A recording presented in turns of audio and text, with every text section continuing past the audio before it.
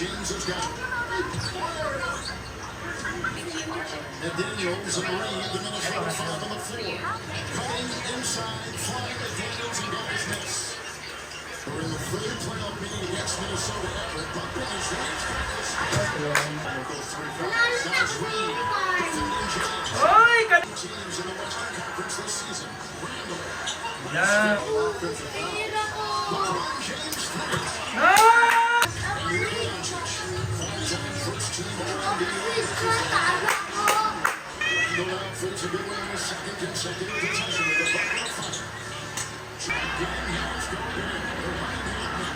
Doncic will dance, lean, fire, from the defense of McDaniels.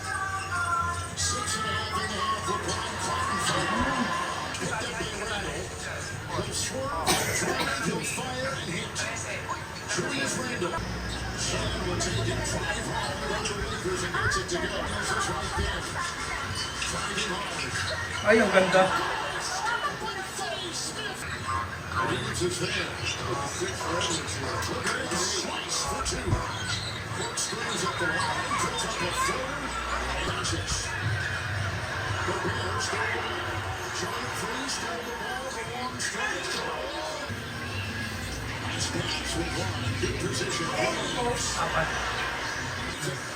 Inside for James. Counted.